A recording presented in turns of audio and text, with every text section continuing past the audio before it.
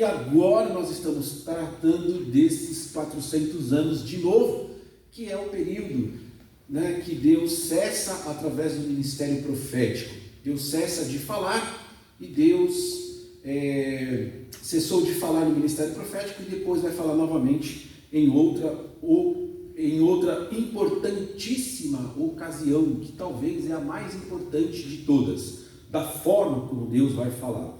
Então nós, na segunda aula, nós falamos sobre o fim, o período do Antigo Testamento, como se encerrou o Antigo Testamento.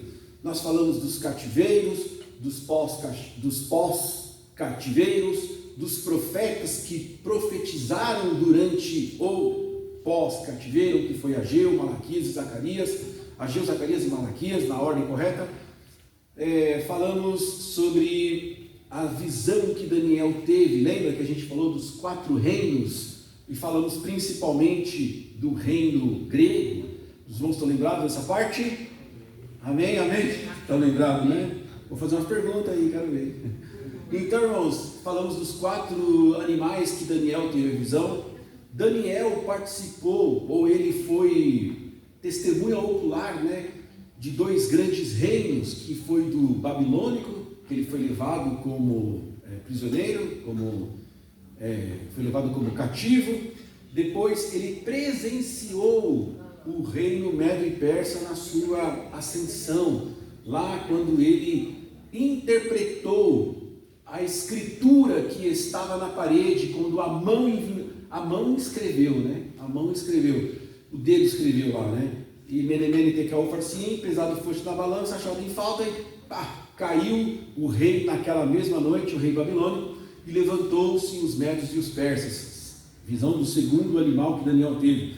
O terceiro foi do Império Grego, né? Macedônico, de Alexandre o Grande. E aí, nesse interim, entra de fato o período interbíblico, porque é nesse tempo que, quando se eleva ou se acende o rei grego, o rei macedônico chamado Alexandre, dito o Grande, é nesse tempo que entra o silêncio de Deus, que cessa o ministério profético. Então, a última pessoa que vai profetizar vai ser Malaquias, e nesse interim já está levantando, já está em ascensão o Império Grego. E hoje nós vamos falar especificamente desse tempo, dos 400 anos. Não vai dar para falar tudo, é claro, é só um resumo. Mas nós vamos falar dos principais eventos que houve naquela época. O que aconteceu de principal nos 400 anos em que o ministério profético cessou, parou, deu uma pausa nesses 400 anos. Então, nós vimos que na primeira aula nós falamos que a marca registrada de um profeta, quando ele ia profetizar, como que ele introduzia a profecia, como que ele introduzia os seus oráculos, a palavra que Deus dava para ele, como que ele introduzia? Vocês estão lembrados? Assim diz o Senhor. Muito bem, olha lá, o irmão falou lá no fundo, assim diz o Senhor. É a marca registrada do profeta, assim diz o Senhor. Portanto, ele é um porta-voz de Deus, ele está falando em nome de Deus e Deus está falando através dele. Então, irmão, o que surgiu durante esse tempo? Vale a pena nós lembrarmos que no Antigo Testamento, esse povo judeu, hebreu, israelita, eles são um povo só, um povo único. A princípio, lá em Gênesis, eles eram conhecidos como hebreus. Quer ver? Abre lá em Gênesis 13 e capítulo 14. Gênesis capítulo 13 e versículo 14.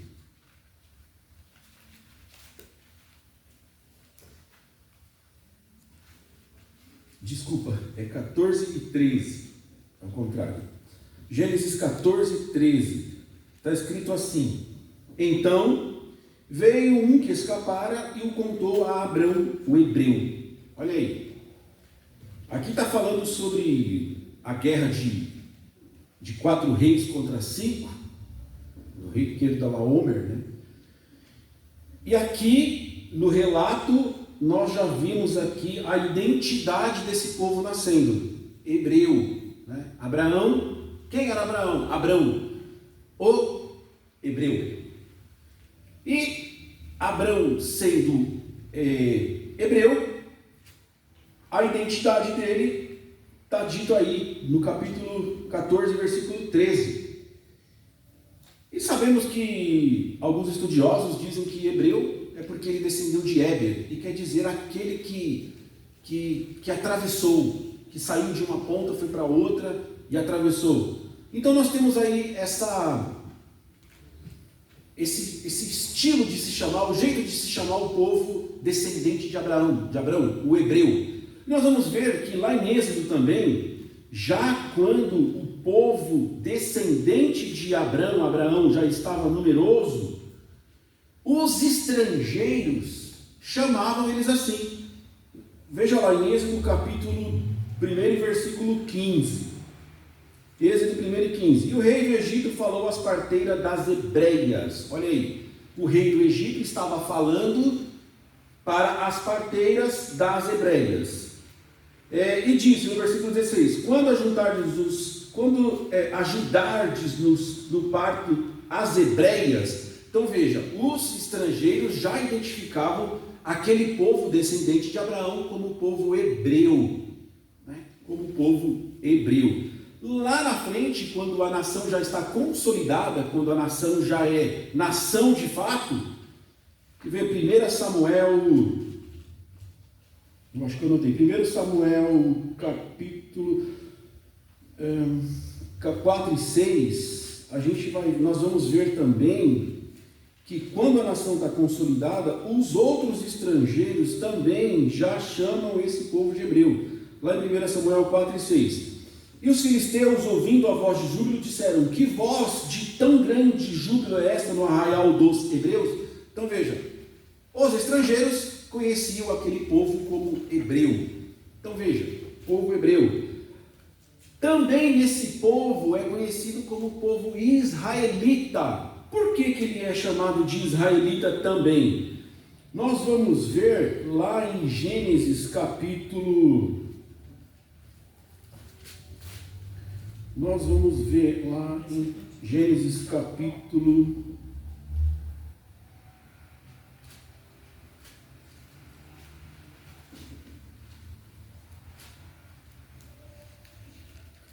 32 de Gênesis, versículo 28. É a outra forma como que se vai chamar esse povo aí. Então disse, 32 de Gênesis, versículo 28. Não chamará mais o teu nome Jacó, mas Israel. Então, hebreu também é Israel. Israel porque eles eram filhos de Jacó, e Jacó teve o nome mudado para Israel. E portanto, os filhos de Jacó, que saíram as 12 tribos de Israel, são chamados de israelitas. E lá na frente, depois que houve um cativeiro, que o povo desobedeceu e foi levado cativo, esse povo hebreu israelita, eles eram em 12 tribos. Dividiam-se as 12 tribos, 10 para um lado, 2 para o outro. 10 nações ficaram conhecidas como Reino de Israel. E outras 2 ficaram conhecidas como Judá, porque Judá é a capital de Jerusalém. E aí, o que sobrou de todo esse povo, até aonde nós estamos estudando, eles já são conhecidos como judeus, porque são da tribo de Judá. Então, por que é judeu? Judeu porque descendem da tribo de Judá. Então, nós podemos dizer que a tribo remanescente que ficou foi Judá e Benjamim, ocuparam ali a região sul, né, do reino de Israel, com a capital em Jerusalém, e esse povo foi conhecido como judeu. Você pode conferir lá em Esther. Depois de Salmos, você volta um pouco, você vai achar Esther, capítulo 1 e versículo... Esther, capítulo 4 e versículo 16. Vou ler rapidinho. Vai, ajunta todos os judeus. Então, já em Esther, aqui em Esther já é o fim do Antigo Testamento, já está finalizando, já está indo para o início do fim. E aqui já é conhecido não mais como hebreus ou israelitas, mas eles já são judeus, porque foi o que sobrou, o povo judeu. Muito bem, então nós vimos aí que esse povo israelita, judeu e hebreu, eles são um único povo, são um povo só. E hoje o mundo conhece mais eles como um povo judeu. Muito bem, então nós estamos falando daqueles 400 anos e os principais eventos que ocorreram durante esse tempo. Então nós vamos falar das sinagogas. Já ouviram falar das sinagogas? Já ouviram falar das sinagogas? O que acontecia na sinagoga? Alguém sabe, arriscaria dizer? O que os irmãos faziam lá na sinagoga?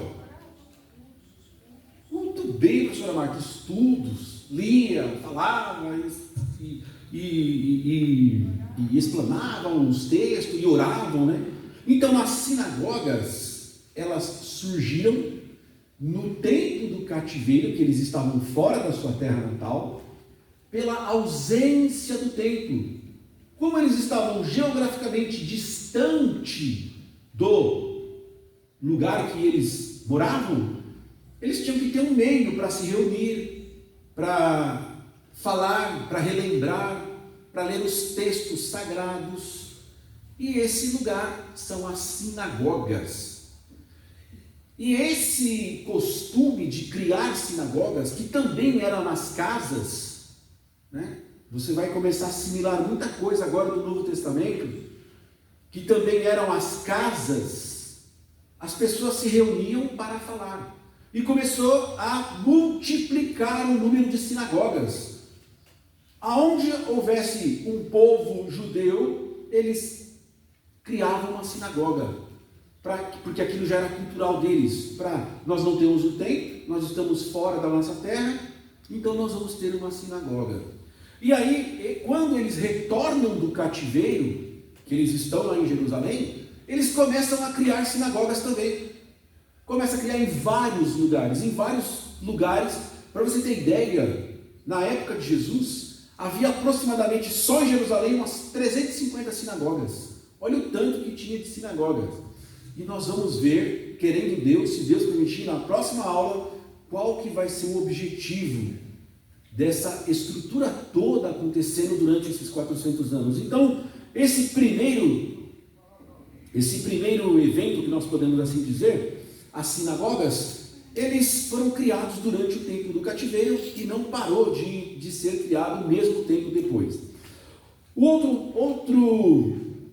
outro ponto que veio ser restabelecido nos 400 anos, no comecinho dos 400 anos, foi a reconstrução do templo. Lembra aquele templo de Salomão, que era majestoso, glorioso, maravilhoso, que as pessoas vinham do mundo inteiro para ver aquela grandiosidade de obra, de engenharia que Salomão havia construído? Então, aquele templo, ele foi destruído, ficou pouca coisa dele.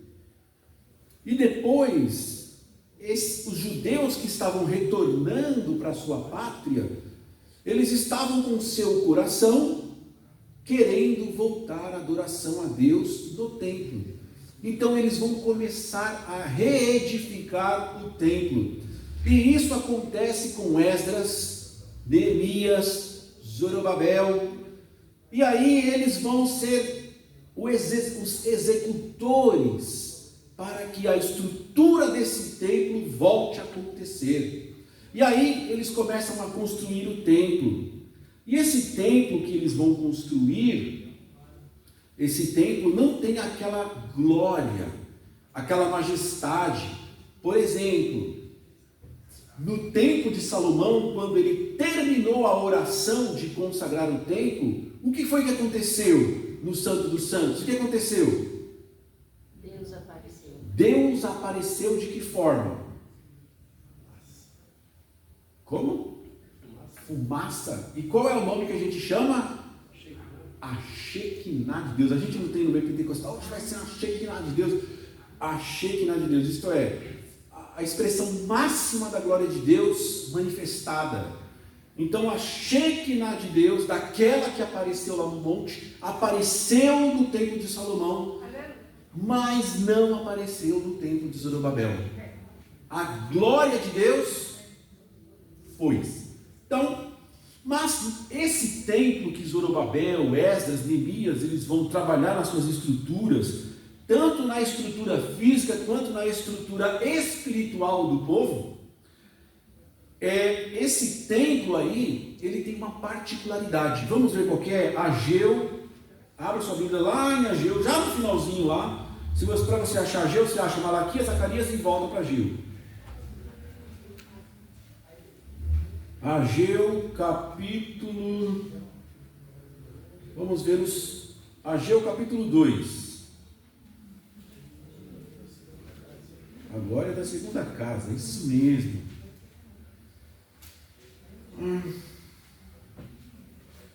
Olha só, vamos ver o que Deus vai falar ao profeta Ageu, e Deus vai relembrar uns detalhes aqui. Vamos lá, Ageu 2, a partir do versículo 1. No 7º mês, ao 21º do mês, veio a palavra do Senhor pelo ministério do profeta Ageu, dizendo, olha que importante isso aí, irmãos. Está vendo que todo ministério profético, Deus fala, mas quando Deus fala, Ele diz alguma coisa? O pastor Antônio Gilberto que tinha essa máxima, quando Deus fala, Deus diz. Às vezes quando eu falo, não falo nada, né? Mas quando Deus fala, Ele sempre diz alguma coisa. Então Deus falou dizendo, fala agora a Zorobabel, que ele era o príncipe de Judá, filho de Salatiel, príncipe de Judá, e Josué, filho de Josadac, Josué era o sumo sacerdote, e ao resto do povo, olha só a expressão, ao resto do povo, dizendo, quem há entre vós que tendo ficado, viu esta casa na sua primeira glória? Acho difícil alguém que tenha visto a primeira glória. Qual era a primeira glória, irmãos? Tinha alguém na primeira casa? Exato, é isso mesmo. Não tinha ninguém, mas qual que era a primeira glória dessa casa aqui? Do tempo de Salomão? Muito bem, minha aluna aqui ia dar. Que benção. O templo de Salomão. Quando Deus está falando assim, quem há entre vós que tendo ficado viu esta casa? Qual é esta casa? Aquela que foi destruída, que está só o pó. Viu a glória viu na sua primeira glória, isto é, quando ela era majestosa. Então Deus está fazendo uma comparação paralela aqui, ó. Lembra da primeira casa e essa daqui? Vamos ver o que Deus vai falar mais. Ora, pois, esforça-te. Quem entre vós que tendo ficado viu esta primeira casa e como a vedes agora? Como que ela era e como que ela é agora? Não é esta como nada aos vossos olhos comparada com aquela? Então Deus está falando assim, essa casa que vocês estão vendo hoje, por exemplo, imaginem aqui aquela construção, qual que eu posso usar de exemplo aqui? Um prédio majestoso, glorioso e lindo. Aí dá um terremoto, aí tem só umas barracas lá. Era isso mais ou menos a situação que Deus estava falando. Então, a situação da segunda casa era bem abaixo da primeira. Uma casinha, um templozinho. Tudo bem. Ora, pois, esforça-te, Zorobabel, diz o Senhor, esforça os Josué, Judá, os sacerdotes, esforçai-vos, todo o povo da terra do Senhor, e trabalhai, porque eu sou convosco, diz o Senhor dos Exércitos. No versículo, a partir do versículo 6, porque assim diz o Senhor dos Exércitos, ainda uma vez, daqui a pouco, 400 anos,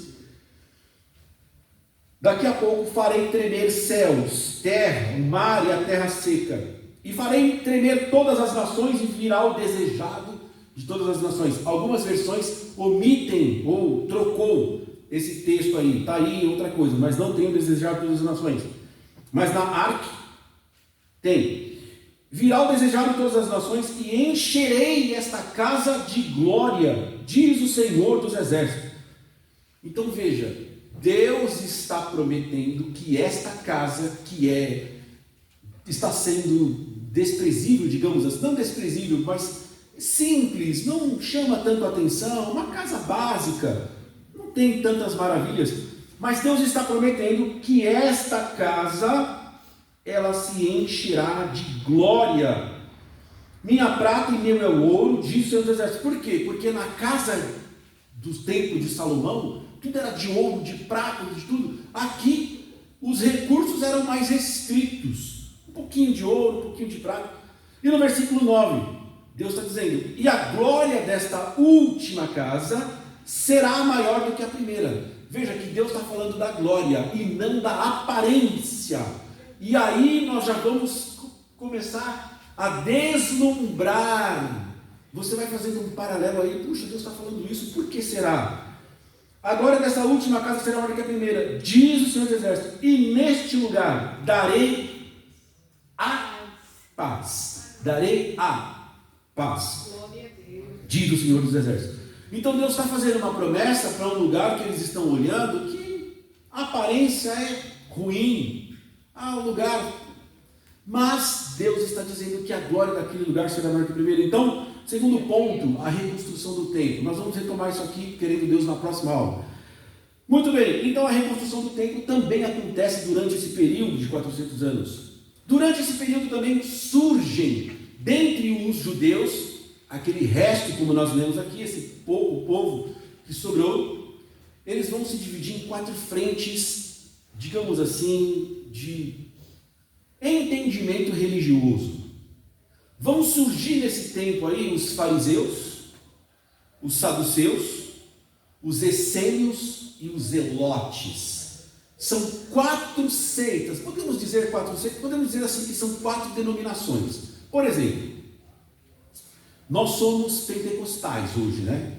E aí, na nossa linha de entendimento, nós temos a Assembleia de Deus, do qual somos nós. Temos a Deus é Amor, temos a Brasil para Cristo, temos outras tantas igrejas que entendem como nós o Pentecoste, né? Entende como nós. E aí, assim também eram com os judeus. Esses 4 denominações, podemos dizer assim, eles tinham um entendimento diferente, cada um tinha um princípio diferente que regia o seu entendimento. Então, primeiro, os fariseus. A gente vai ver na próxima aula muito sobre eles, os fariseus, também os saduceus. Quem eram os fariseus? Os fariseus, eles eram as pessoas, uma casta religiosa, o pastor Camilo diz aqui. Eles cuidavam mais ali da lei, de entendimento, e eles eram determinados a pregar o judaísmo pela ótica deles, mantendo os costumes, e é por causa dos fariseus que nós vamos ter aí muito dos ensinamentos judaicos mantidos até hoje. Nós vamos ver que os fariseus também foi muito criticado no Novo Testamento. Eles foram muito acentuadamente criticados, né? Alguém lá falou muito deles. Então, Jesus, né? Os fariseus, eles eram adeptos da lei e eles tinham um problema. Eles sempre acrescentavam alguma coisa. E no templo ali, como eles eram os que mantinham as escrituras ao seu domínio, então eles tinham total controle das escrituras, eles foram criando preceitos e conceitos e criaram quase uma outra lei em cima da lei, da verdadeira lei. Então os fariseus, eles o sentido da palavra fariseu quer dizer separar. Não que eles se achassem melhor, mas que de forma religiosa eles tinham um controle maior. E depois surgiu também os saduceus, que eram uma outra classe de pessoas judaicas, só que eles eram mais voltados em outros princípios. Por exemplo, o fariseu, ele acreditava na recompensa após a morte. O saduceu não. O saduceu acreditava que não havia ressurreição, ele acreditava que não havia recompensa após a morte. Acabou, morreu ali e acabou. E nós vamos ver que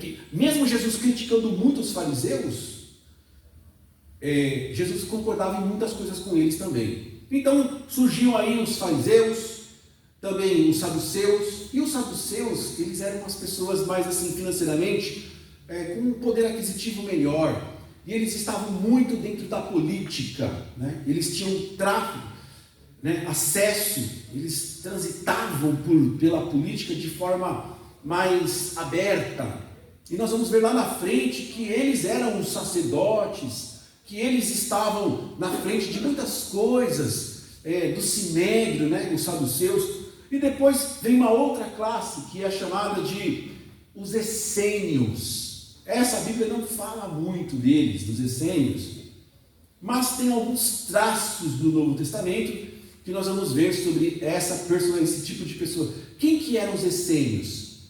Eles já eram um tipo de judeu desapegado a qualquer bem material. Queria saber, eles compartilhavam seus bens, eles viviam em comunidades e eles se isolavam. Iam lá para os cantos, se isolavam nos cantos, criavam as suas comunidades e viviam assim dessa forma, mas eles eram muito dedicados à palavra de Deus, ao judaísmo, né? À lei. E tem até um comentário que diz que os essênios, antes do pôr do sol, eles não falavam nada com ninguém e nada de rotina, por exemplo. Bom dia, como é que você está? Tudo bem? Não tinha essa conversa. A primeira conversa deles era citar orações dos antepassados, citar textos bíblicos, né? Agradecer a Yahvé pelo pôr do sol. Então eles eram muito dedicados e devotos a Deus, né? Os essênios. E eles eram contundentes, pregavam, eles não tinham apego a nada. E nós vamos ver uma personalidade dessa no Antigo Testamento que apareceu lá com essas características.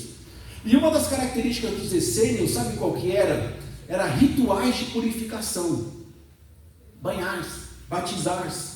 E quando a gente entra no Novo Testamento, nós vamos ver alguém lá batizando, distante, né? E com costumes diferentes. Quem era essa pessoa? João Batista. Então, alguns estudiosos nomeiam ele como das seitas dos essênios, né? Talvez. E por último, os zelotes. Os zelotes, eles são uma classe de judeus que eram mais nacionalistas, ultranacionalistas. Eles até pegavam em armas para poder defender o povo judeu, né? O seu povo, defender o seu território. E eles tinham uma forte aversão à cobrança de impostos. Então chegava lá, eles iam para cima mesmo. Eles não gostavam de que se cobrassem impostos, que acabasse, por exemplo, com a identidade deles, né? Eles eram muito nacionalistas. Então essas 4 denominações, assim podemos dizer, elas surgem nesse período interbíblico. E nós vamos ver que no Novo Testamento, quando a gente entra no Novo Testamento, são essas classes religiosas que estão no controle do povo judeu. Então, outro detalhe que surgiu nos 400 anos, nós falamos na última aula, mas vale ressaltar também, foi a expansão do idioma grego lembra que nós falamos que o idioma grego se expandiu, tornou-se uma língua exclusiva das comunicações. Então, nos portos se falava o grego, nas grandes feiras se falavam gregos, nos viajantes se falavam o grego. Então, a língua grega, ela dominou o mundo daquela época. Outro detalhe que surgiu durante esses 400 anos foi a tradução do Antigo Testamento, da lei, para o grego. Alguém lembra o nome? Septuaginta. Não esqueça desse nome, hein? Septuaginta. Porque essa vai ser a Bíblia do Novo Testamento, praticamente. A Septuaginta, que foi a tradução da lei do povo judeu para o idioma grego.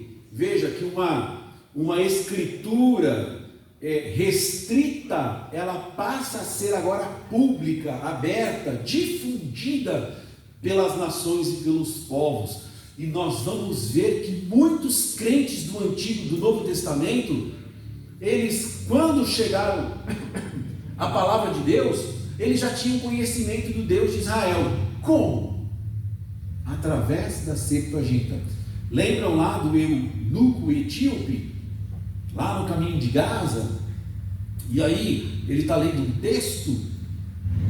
Você acha que ele estava lendo em hebraico? Estava lendo em grego. Nós vamos ver Nicodemos, que conhecedor das Escrituras. Ele não sabia falar hebraico, ele estava lendo a Septuaginta, a tradução grega. Ele estava lendo o grego, porque o grego já tinha sido difundido, espalhado e tornado aquelas escrituras particular dos hebreus pública aos povos. Outro detalhe agora, talvez um dos mais importantes que nós vamos ter nesse período, e vai marcar todo esse período, é chamado o período dos Macabeus, que não está na nossa Bíblia. É o período dos Macabeus. O que foi essa história dos Macabeus? No Império, como os gregos ainda estavam no domínio, durante o período interbíblico, eram os gregos que ainda estavam. Lembra que nós falamos lá na aula passada que o rei grego morreria sem deixar sucessor, e ele deixou 4 generais. Esses 4 generais dividiu-se o Império Grego, eles brigaram até entre si também, e como ali, aquele lugar da Terra Santa, podemos dizer assim hoje, aquele lugar era um lugar de trânsito muito grande entre as nações, ligava ali o Oriente com a Ásia, a Europa com a Ásia, conhecida hoje, e o Oriente Médio. Então ali fazia parte, o mundo ali naquela época era conectado por aqueles lugares ali. Inclusive ali em Jerusalém, Israel estava nesse miolo aí. E foi um desses generais do Alexandre o Grande, que já tinha morrido, se levantou contra o povo judeu. E ele começou a fazer um massacre. O nome dele era Antíoco, e ele se determinou como Antíoco Epifânio. Epifânio é uma nomenclatura lá que é como se ele fosse um deus. E ele começa a massacrar as pessoas, inclusive o povo judeu. E ele estabelece, por exemplo, que as nações, isso está escrito lá no livro de Macabeus, que as nações deveriam ter uma única régua para a sua religião. E o povo judeu não se mistura, eles têm os seus rituais. E foi nessa problemática que esse Antíoco, esse general grego, ele entrou lá em Jerusalém e fez um massacre, e sacrificou um porco no altar, e matou muita gente. E as mães que iam circuncidar os seus filhos ao 8º dia, conforme diz a lei, essas mães que estavam a caminho para levar para circuncidar, quando pegas, elas eram mortas, assassinadas, e os seus filhos eram pendurados, amarrados nos seus pescoços, mortos também. Então era uma atrocidade, uma crueldade muito grande desse imperador grego. E foi nessa época que surgiu uma pessoa chamada Matatias, e ele se levantou e lutou e conseguiu desbaratar esse exército invasor, ele conseguiu manter a unidade do povo judeu novamente, e o império grego declina, ele vai cair, e aí, quando esse império cai, esse reino, né, do povo judeu ainda está, digamos assim, que livre, né? Ele está ainda, ele pode fazer os seus cultos, porque eles conseguiram manter a unidade do povo, do povo judeu, e esse exército grego aí, que era opressor, eles conseguiram formar uma resistência contra eles. Quando esse império grego vai cair, que é o quarto animal que Daniel tem a visão, vai levantar o império romano. Vai se levantar o império romano, e no começo do império romano, ali já no comecinho do império romano, também vai aparecer alguma coisa assim muito importante que nós vamos ver na próxima aula. Então, nós concluímos aqui a queda do Império Grego, a ascensão do Império Romano, e nós vamos entrar na próxima aula com Gálatas 4, a plenitude dos tempos, quando Deus volta a falar. Então, encerrou-se esse tempo de Deus, o ministério profético, onde Deus falava através do profeta, encerrou. Agora Deus vai falar de novo. Como? Através de quem? De que forma Deus vai falar? O que vai acontecer dessa forma que Deus vai se manifestar de novo? Então, Gálatas 4 vai ser a nossa próxima aula. A plenitude dos tempos. Quando Deus volta a falar. Amém. Aleluia.